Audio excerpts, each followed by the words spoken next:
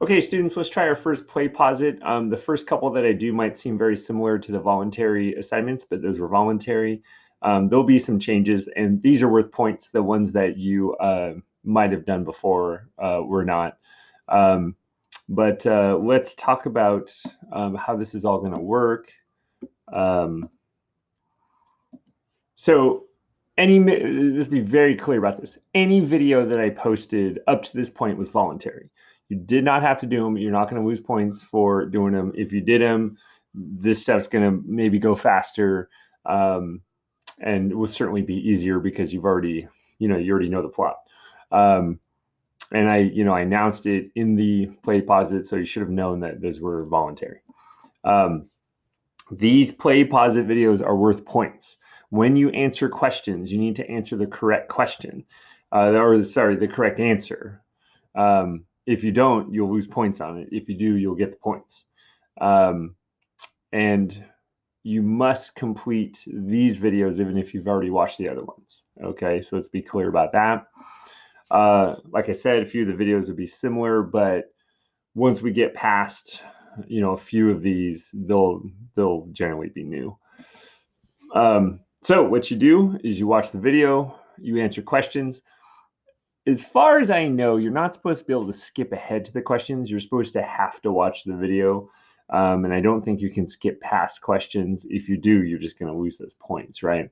But you can experiment with it, whatever works. I do believe that you can go backwards. So all the questions I post that will be worth points, um, I will have said the answer previously. So you should be able to go back and check it out if you need to. Once you answer a question, I don't know if you can go back. That's something you'll have to experiment with. So there'll be three types of questions. There'll be some questions, most of them, I think, especially plot questions, that'd be worth points. I may ask some questions that are not worth points. I believe those are called survey questions. And then there may be some questions that ask for a short answer. Those would be, if you answer the question in a reasonable manner, then you'll get points for it. You have to be careful when these are done and you go to Canvas and check your points. A lot of times they don't give you points for the survey questions and the short answer questions, so it looks like you've lost points when you may not have. So I still have to go in and grade these. I have to give you points for the survey questions and the short answer questions. So just be aware of that whatever grade shows up right away might not be your actual grade for a little bit. So the first video, the one that you're watching right now, will be a review of Romeo and Juliet scenes that we read before school closed. And I know we did this before. I've streamlined it, so hopefully it'll go a lot faster than the version I did with a bunch of pictures in it. But for those of you that didn't watch the other videos, we need to get you caught up to where we were, because it's been a long time since we've read Romeo and Juliet. So I'm just going to go through each scene, just remind you of what happened, talk about the significance of the scene, and then ask you some questions. Okay. All videos after this will be me reading through Romeo and Juliet scenes, similar to what you saw in the last couple of videos I did, if you watch those, and I'll be explaining them as we go. My idea is I want to try to keep, since class is 53 minutes, I'm going to try to keep the total time of video watching per day to, an hour. We'll see how quickly we can get through the play. I would love to get through it. Let's see, next week is our last week before spring break. So if we get through it at that point and figure out what in the world I'm going to do with the test, I'm still figuring that out. Get that all done before spring break, that would be great. If not, we'll deal with it. But that's kind of my goal here. But I want to keep it to a reasonable amount of time for you, because I know you have other classes and other things to do. But the way I figure it is, if you were going to spend about an hour in class every day, then giving you an hour of things to do at home, should be realistic. If I go a little bit over, just consider that homework. I'm not going to go that much over hopefully, but we'll see how it goes. It also will help me kind of keep these videos as short as I can, because as you've seen, if you watch them in my recent videos, they tend to go on and on. So I will try to get through this as quickly as I can. Okay. So let's get to Act 1, Scene 1. This is a long scene. There's a lot going on here, but let's get through it. It starts off in a public place. We start with Samson and Gregory. They're both Capulets who hate the Montagues. One of them says, "A dog of the house of Montague moves me." Um, there's a bunch of puns using these words here that you see. So Shakespeare starts with, a bunch of jokes to get the crowd laughing. Then it escalates into some dirty jokes about what Samson will do to the Montague women. So that gets very inappropriate. But again, it's mostly to get the audience on board right away, to get them interested so they don't get tomatoes thrown at them. Uh, and then Abram, a Montague, shows up, and Samson bites his thumb at him, trying to incite a fight because we know that the Capulets hate the Montagues, as Samson indicated. And Abram doesn't go for it right away. He says, "Do you bite your thumb at me, sir?" And Samson says, "Well, I'm biting my thumb, but not at you." He says, "Oh, well, that's fine." Um, but then they continue and they try to start the fight. "Do you quarrel, sir?" "Quarrel, sir? No, sir. I'm not trying to start a fight," says Abram. Um, "But if you do, I am for you, for I serve as good a man as you," right? "My master is just as good as yours." And one of them says, or Abram says, "Is your master as good or better?" And Samson said, "No, my master's better." And because of that, the fight starts, which is silly, but we'll get into that. So they're fighting for a while. Then Benvolio shows up, tries to stop the fight, gets out his sword to try to beat their swords down. Tybalt shows up right behind him and says, "What? You're drawn of talk of peace? I hate the word, as I hate you, all Montagues, as I hate hell, all Montagues, and you," or something to that effect. Uh, and so they start fighting. So now you have, 5 people on stage fighting. Officer shows up, starts telling the citizens to beat everyone down. So now the whole city's getting involved. Montague and Capulet show up, and they want to get involved as their wives are trying to pull them apart or keep them back rather, and not let them go out and fight. And finally, the prince shows up, and he's absolutely furious because these poor citizens they're in danger. They're having to get involved in the fights, and he doesn't want that. Um, so he basically says, "Both leaders, you come with me. I'm going to yell at you for a while. And if anyone is caught fighting ever again, you will get the death penalty." So, okay, we're setting up the scene. We're setting up, what life is like in the city. After everybody leaves, we have a scene with, that says Montague and Capulet. That should say Montague and Lady Montague. I apologize. I will fix that. Um, but Montague and Lady Montague ask Benvolio to find out what's wrong with Romeo. He wasn't here at the fight. Um, but Benvolio says that he saw Romeo walking around, moping around the trees really early in the morning.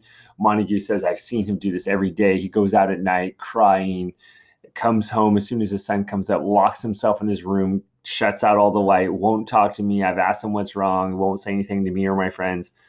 Benvolio says, "Don't worry, step aside. I will take care of this."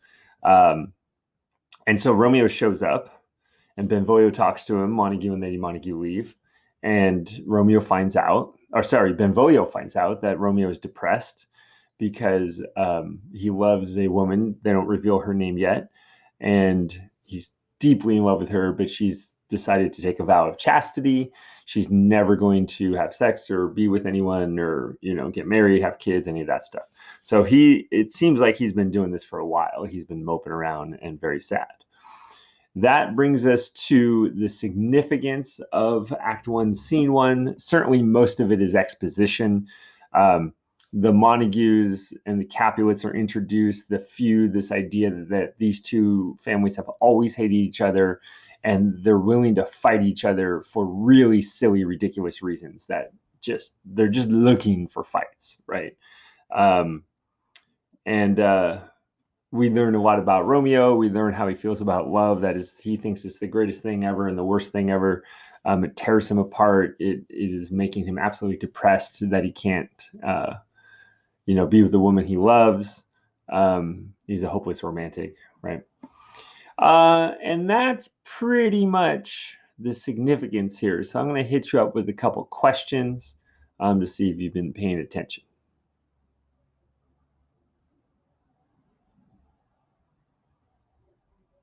and cut out whatever I don't need. Oh, but then, yeah. Okay, so let's move on to Act 1, Scene 2. It takes place in the street. It starts with Capulet. He's talking to a guy named Paris, and he states that he and Montague, that Capulet and Montague, are willing to keep the peace. There's no reason why we can't do that. Paris says, yeah, but what about what I'm asking you about, right? He wants to know if Capulet will give him permission to marry his daughter, Juliet, because back in the day, that's how people were married. You asked the dad of the woman you wanted to marry, and if he said yes, it was done. You didn't even really have to talk to the girl. Especially with very wealthy families, right? Capulet states that all of his children have died except for Juliet, and because of that, he wants her to be 2 years older. He wants her to be 15. She's currently 13. Before she marries, he also wants her to marry someone she loves. So we don't know how they feel about each other yet, but we'll get there. Paris really kind of pushes the issue. He says, yeah, but happy mothers, are younger than she. So there's plenty of women that are, 11, 12 walking around that are already moms.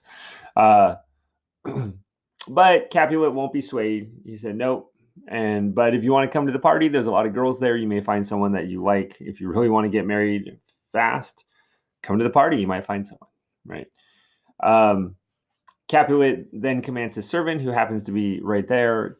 He says, hand out these invitations. The servant is a little confused because he can't read, so he doesn't know how he's going to do that. But along comes Romeo and Benvolio, who are still arguing about how to forget. Benvolio had given Romeo advice and had asked him well, why don't you just forget, this girl you're in love with, who in Act 1, Scene 2 reveals that her name is Rosaline.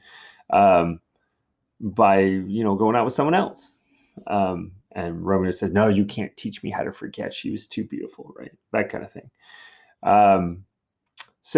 But they help the servant read the invitation list. Mercutio's on the list, Tybalt's on the list, Rosaline's on the list.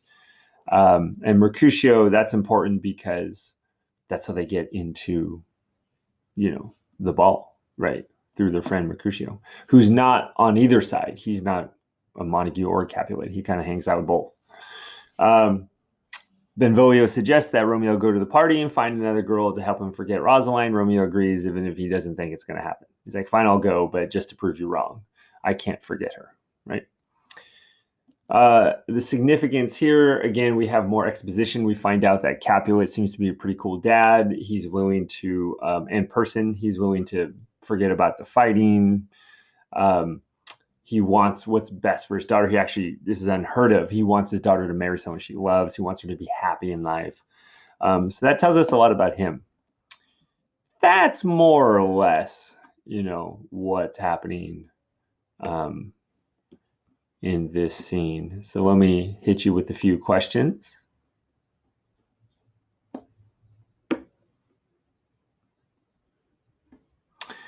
Okay, which brings us to Act 1, Scene 3. This takes place in a room in Capulet's house.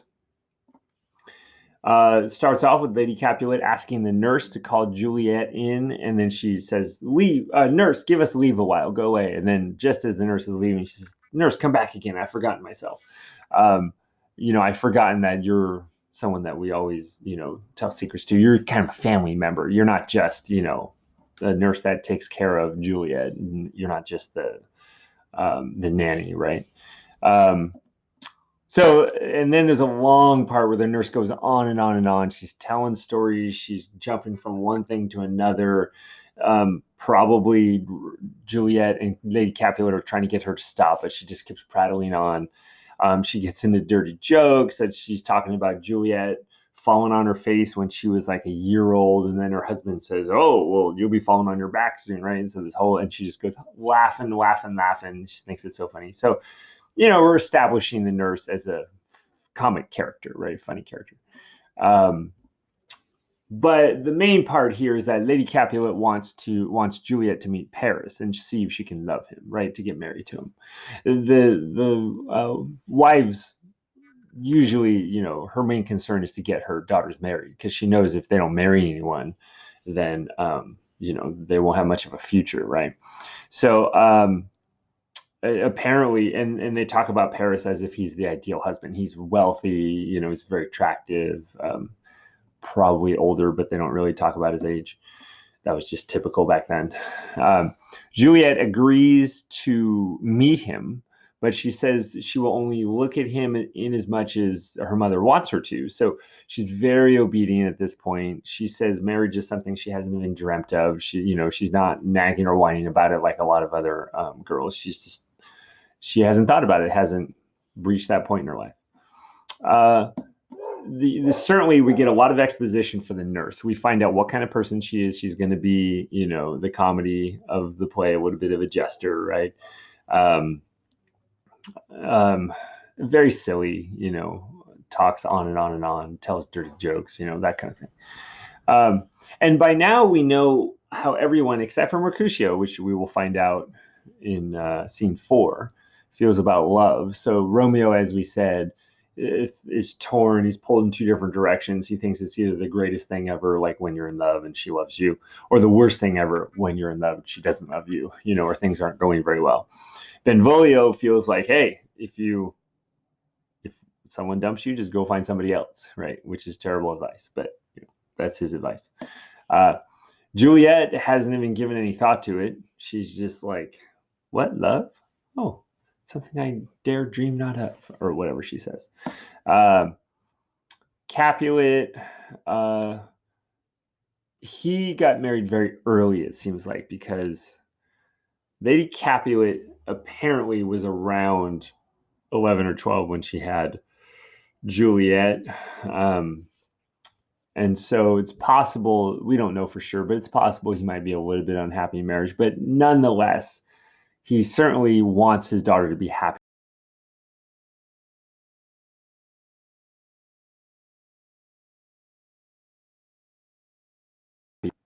Oh.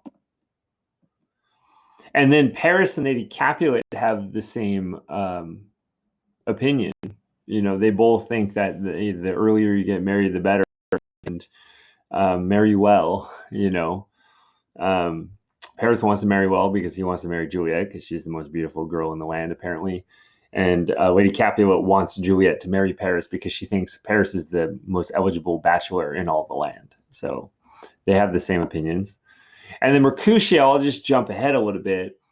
He talks to Romeo about love, and Romeo's kind of, oh, it's beating me down. He says, if love be rough with you, be rough with love.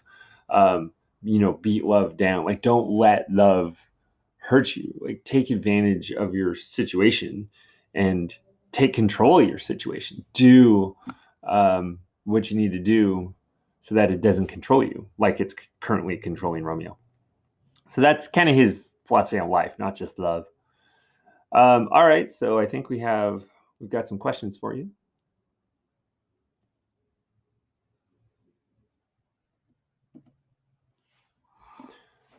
Okay, we're getting there. I think we're about halfway through. Act 1, Scene 4 takes place in the street. This one's pretty short. There's only a few things that happen. Romeo states that he has no interest in dancing at the Capulet ball. Mercutio insists that he take charge of his situation, just like we said a minute ago. That's kind of his philosophy of life. Romeo states that he doesn't want to go to the party because of a dream he had, but before he can tell us what happened, Mercutio jumps into his dramatic monologue about Queen Mab. It's a long speech. It goes on for quite a while. And in the speech, he just he describes this Queen Mab that visits people when they sleep, produces dreams in their heads. Generally speaking, at least at the beginning, people dream about what they want. So lovers dream of love, and people who are dating dream of curtsies and that kind of. But then it gets increasingly more and more violent. There's a soldier who's dreaming of slitting people's throats, and he wakes up, startled and upset, and has to say a prayer and try to go back to sleep. At the very end, Mercutio describes, Queen Mab is visiting people, basically virgins that are having sex for the first time, but it's just described in a somewhat disturbing manner. And Mercutio kind of has to snap out of it. Romeo has to say, "Hey, peace, peace, relax." But I think this is probably foreshadowing of how things, it starts off all nice, everybody's getting what they want at the beginning, and then things escalate. We'll get in more into the significance, but it's basically just describing who Queen Mab is. Then at the very end of the scene, Romeo reveals that his dream indicated that they should not go to the ball that night because, quote, his mind must give some consequence, yet hanging in the stars shall bitterly begin his fearful date with this night's revels and expire the term of a despised life closed in my breast by some vile forfeit of untimely death. Something is going to start at the party tonight that's going to end in my death. And we know what that is. He's going to meet Juliet, right? We know that because Shakespeare spoiled that in the prologue.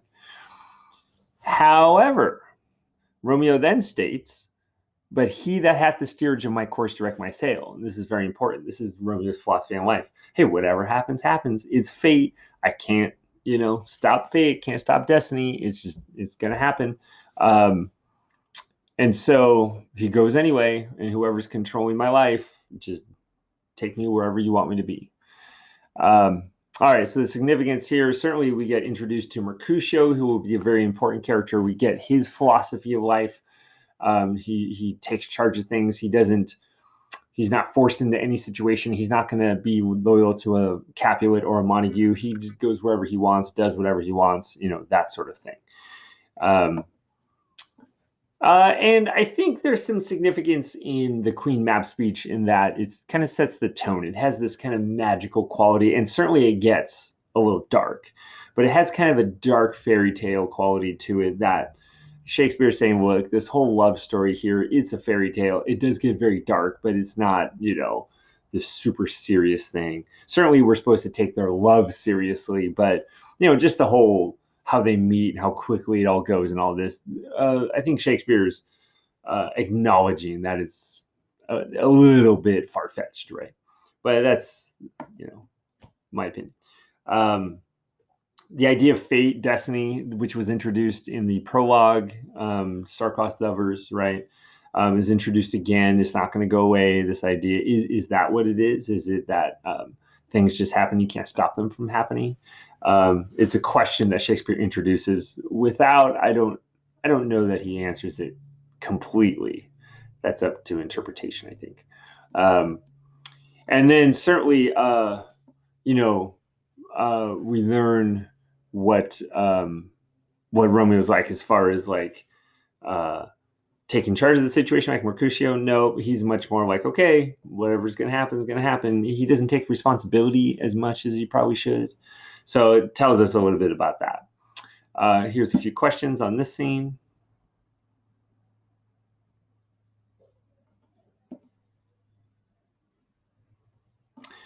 Okay, that brings us to the final scene of Act 1. It takes place in a hall in Capulet's house. It's the Capulet Ball. Capulet welcomes everyone. He doesn't want people who are too old, like his cousin, to be dancing out there. He says, you come sit with me. He warns the girls that if anyone, refuses to dance, I'll swear that she had warts on her feet. Romeo sees Juliet, falls in love instantly. Forswear its sight, for I ne'er saw true beauty till this night. Tybalt overhears him, wants to kill him because he's crashing the party. Capulet stops him, calls him a saucy boy. You saucy boy. And here we have some really interesting character. Capulet up to this point has been kind of the cool dad. Now we see he has a temper. He's a take charge kind of guy. Like, he's super nice until someone messes with him. And someone's going to not listen to him and cause a disturbance in his party. Nope, you're going down, buddy, you saucy boy. So that's important. We also see that Tybalt is not going to let this go. He says, I will withdraw, but this is going to turn into bitterest gall. This is going to be a problem for Romeo later on. Romeo, has this big flirt scene with Juliet. He grabs her hand. There's a metaphor involved. He says, your hand is a holy shrine, and I've dirtied it with my, dirty hands, but don't worry, my lips are pilgrims, and they will smooth that rough touch with a gentle kiss. And he reaches in to kiss her. She gently pushes him away. Oh, pilgrims should should pray by, or not pray, should kiss by having their hands kiss, which is praying. And so she's gently pushing him away, but kind of playing along with him. And, he pushes back and he says, oh, but, not only do hands pray, but lips pray too. So that's what we should do. And it goes back and forth, back and forth, back and forth until finally, he kisses her, and then she invites him to kiss her again. Like, oh, did you take my sin? Does that mean I have your sin? Oh, what are you asking me to take my sin back? Okay, let me kiss you again. And so, that happens. And then finally she admits, oh, you kissed by the book. So Shakespeare's trying to set up that they're really in love with each other, at least materially, looks and all that, and kissing, but, as much as he can. So that happens. And they, privately declare their love for each other. Juliet says, if he's married, then I'm going to go kill myself.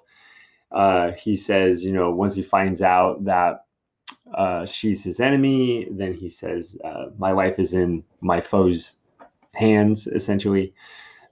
He says, I never saw true love, true beauty till this night. So they haven't said it to each other yet, but they've certainly said it out loud. They find out they're enemies. The party ends. End of scene. Certainly, the exposition is important here. We're learning how much Romeo and Juliet love each other. I mean, Romeo was so infatuated with Rosaline. The fact that he can switch over to Juliet so quickly, she must really cast a spell on him. We certainly learn what's going to happen. We set up the conflict between, or at least the tension between Tybalt and Romeo. At some point, Tybalt's going to come out and try to kill Romeo. So that pretty much ends the act. Let's hit you up with a couple questions here.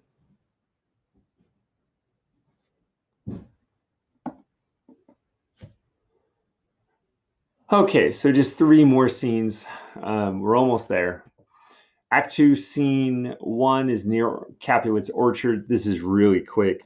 Basically, Romeo ditched his friends, jump over Capulet's wall. He's going to go try to find Juliet. Mercutio and Benvolio show up on the scene, call out for Romeo, make fun of him. Oh, Romeo, I call thee with a sigh, and all these. They think he's still with, Rosaline. And then they go home. End of scene. There's a little bit of a reminder here that no one knows about Romeo and Juliet being together because they say, oh, it's Rosaline, it's Rosaline. But for the most part, this is just a transition. There's not a lot of significance here. We just need to get Romeo back to Juliet. But hey, I got time for at least one question, right? Okay, Act 2, Scene 2 is the balcony scene. Takes place in Capulet's orchard. Romeo is spying on Juliet's private thoughts as she sits on her balcony. That's, instead of writing a diary, that's what she does, to get her thoughts out, because it's a play and we can't hear her thoughts as she's writing a diary. She states that she would get rid of her name if Romeo would declare his love for her so that they can be together. She also wishes that Romeo would get rid of his name. She also talks about, like, what's in a name. What a rose by any other name would smell as sweet. Even if we called it something else, it's the rose itself that makes it special, not the name rose. On the same hand, Romeo's name, the fact that he's a Montague, doesn't mean anything. It's Romeo himself that's important. So this famous part of the play. Romeo can't help himself. He steps out, reveals that he's listening. Juliet is startled. She's like, who's listening to my private thoughts? He tells her. They have this long chat. It goes on for quite some time. Juliet admits that Romeo knew about her love for him before he was supposed to. She says, I'm supposed to push you away. I'm supposed to pretend that I'm not interested, play hard to get. But now that what can we just forego with that? And Romeo's like, yeah, let's do this. I'm going to tell you how much I love you right now. I swear on the moon. She's like, nope, the moon changes. Unless you change, don't swear on the moon. What should I swear by? Swear by you, who I idolize. Okay. And she says, no, you know what? We're going too fast. We don't need to exchange love vows tonight. Let's take our time. And Romeo says, will you leave me so unsatisfied? And then she gives in, what satisfaction would you like? Oh, I want to exchange love's vows. So they do. Um, Juliet states that she will send her servant, the nurse, out to find him tomorrow at 9 a.m., where if he tells her where and when to meet, Juliet will be there and they'll get married. So Romeo's got to go find someone that will marry them. There's a long section where they try to say goodbye to each other, but it takes a long time. They keep coming back, and no, you say goodbye. No, you. Oh, I forgot why. Anyway, it's romantic, I guess. Uh, so certainly now we're into rising action. The plot's moving forward. We're not introducing characters anymore. Now things are happening. We're moving towards something. We're moving towards them getting married, which is going to cause some conflict. Shakespeare certainly acknowledges in this scene that they're moving too quickly, but he tries to make it seem like they really do love each other. He tries to, he has Juliet say, no, we're moving too fast. Like, it's not just, he's trying to say, hey, I know they're moving really fast, but they really love each other. At least that's the way I take it. Wait, almost forgot question time. Go. Okay, Act 2, Scene 3. This is the final one. You made it. Last one. Friar Lawrence's cell. Romeo is just here to ask Friar Lawrence if he'll marry them. Starts with a soliloquy. Friar Lawrence discusses nature's ability to produce herbs with poisonous and medicinal powers as he picks herbs in his garden. He kind of goes on and on about the power of nature. It compares it to man as well, because, just like herbs have healing powers and poisonous powers, humans can be good and bad too. So that's more or less talking about the people in the play. Romeo shows up and asks the friar to marry him to Juliet. Friar agrees because he thinks it might bring the Capulets and Montagues together in harmony. And that's pretty much it. Certainly don't forget the garden scene. It'll come up later. It seems like a throwaway scene. Like, why do we need that whole philosophical soliloquy? Don't worry, it'll come back, more or less. The friar's intentions are to bring peace. He has good intentions, right? That's important to remember. And again, we're moving. The action is moving. Romeo and Juliet have decided to get married. Romeo has found someone to marry them. Scene 4, which you'll probably see video for tomorrow, and I'll read through it.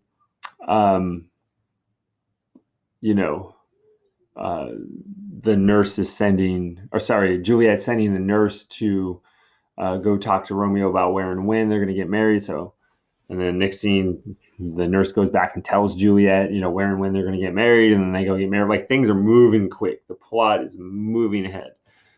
So lots of rising action. If anything about this format isn't working for you, please send me an email. I can make little changes here and there. But I want to make sure that this is doable for everybody. So thank you for listening. Thank you for answering questions. Oh, do we answer questions for Act 2, Scene 3? Well, now you have. So thank you. I will see you next time.